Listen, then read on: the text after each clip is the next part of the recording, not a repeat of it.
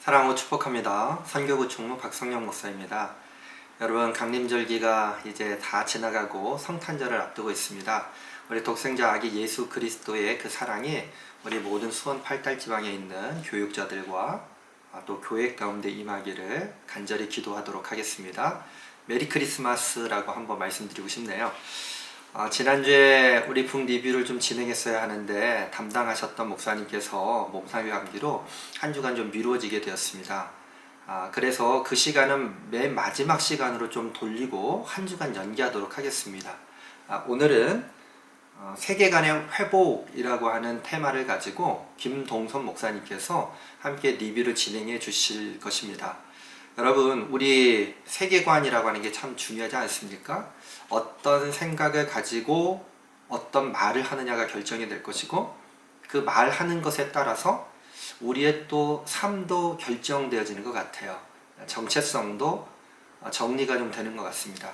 오늘 김동성 목사님께서 회복하는 교회 우리가 다시 모일 때 책의 내용을 중심으로 해서 리뷰 나눠주실 텐데, 여러분 함께 귀담아 들으시고 코로나19 이후에 어떻게 우리가 교인들에게 세계관을 정리해 줄지를 함께 깊숙이 고민하는 시간 가져보도록 하겠습니다. 김동선 목사님께서 리뷰해 주시겠습니다. 감사합니다.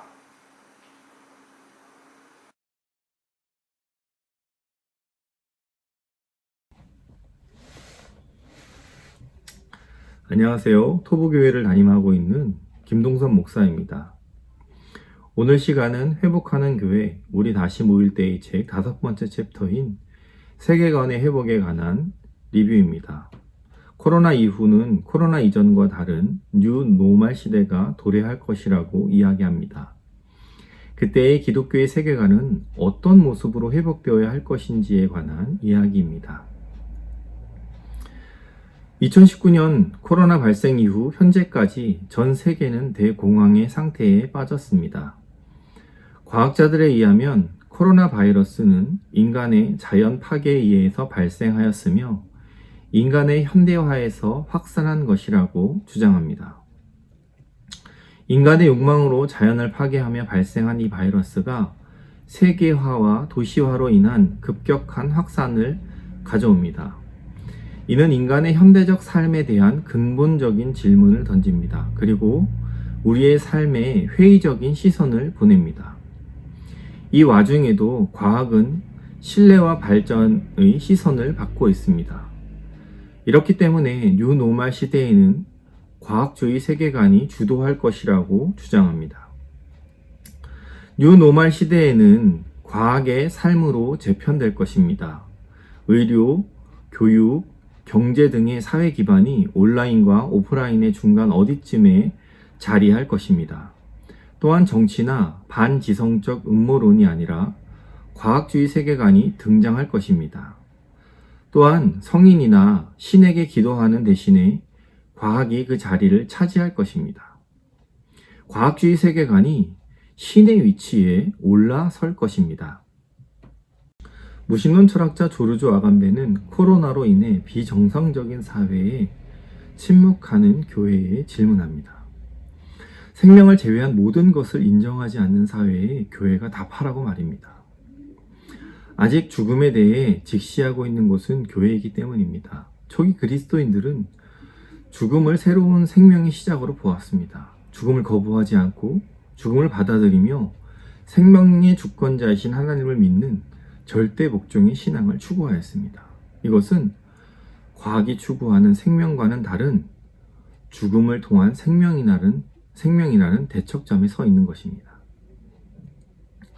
과학주의 세계관이 중심이 된 생존 사회에서는 죽음을 제거한 생명이 결국 생명을 파괴할 것입니다.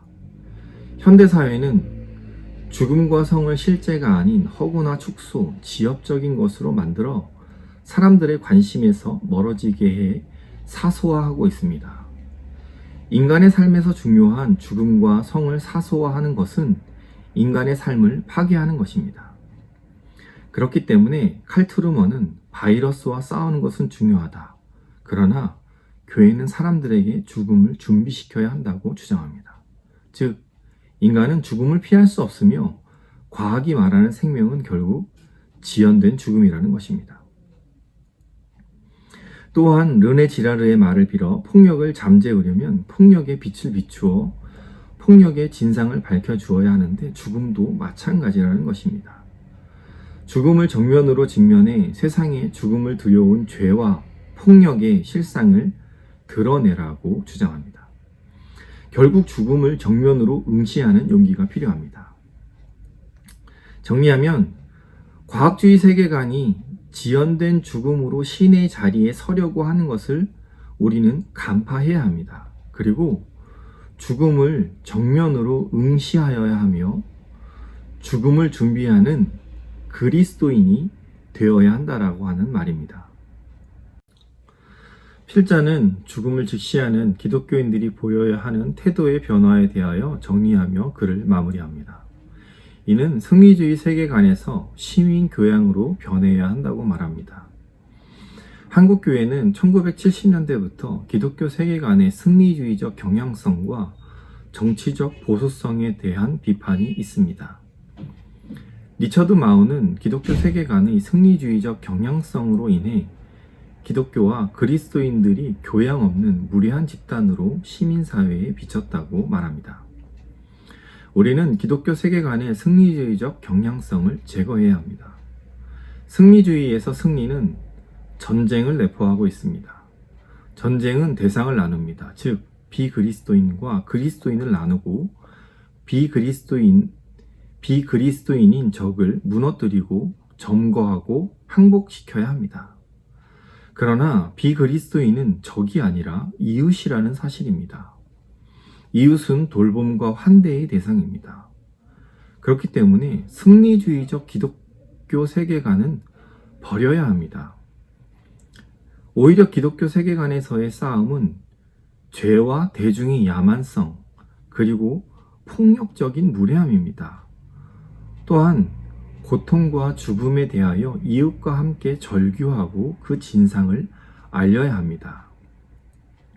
그리고 우리가 살아가는 삶의 현장에서 겸손과 따뜻함, 평안으로 세상을 위로해야 합니다. 이로써 세계관의 회복에 대한 리뷰를 마쳤습니다. 감사합니다.